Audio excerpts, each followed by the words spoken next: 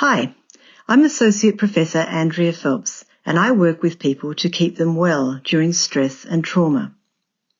In this short video, I'll present some tips on worrying and rumination. Both worrying and rumination are very common when we're under pressure.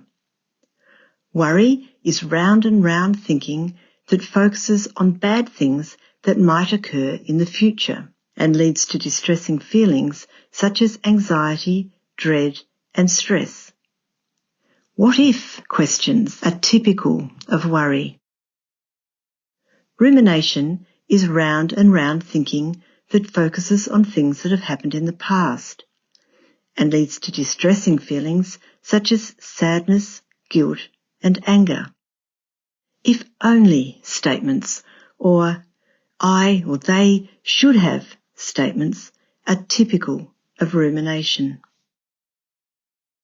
The problem with both worry and rumination is that they can make us feel distressed and make difficult situations even worse. If you find these thoughts going round and round in your head, then doing the following things might be helpful. First, recognise that you are worrying or ruminating and that this type of thinking isn't very helpful. Second, work out whether you can change the situation that you are worrying or ruminating about. If there's anything you can do to deal with the situation, then take steps towards dealing with it.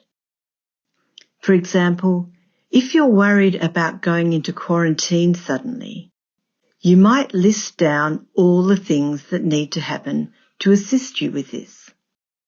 Packing a bag and making sure you have the phone numbers of important contact people.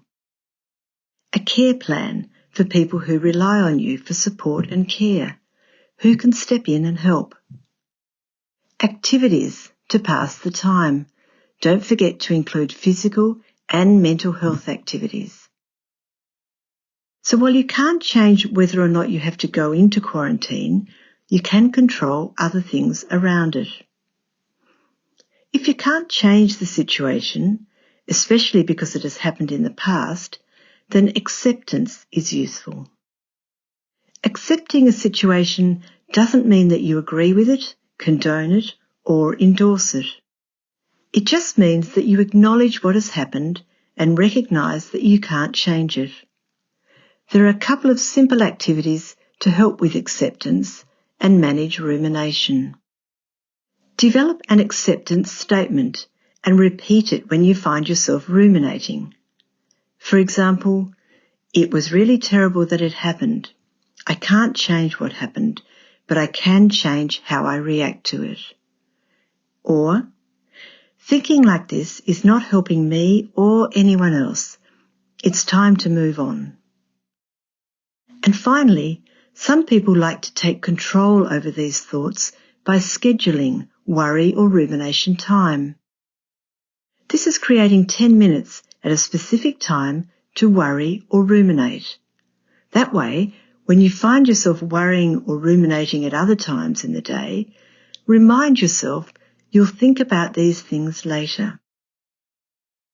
By controlling when you worry or ruminate about things, you're gradually taking back control over these thoughts. And when you control them, they're less distressing. Thanks for watching. I hope you find these tips useful.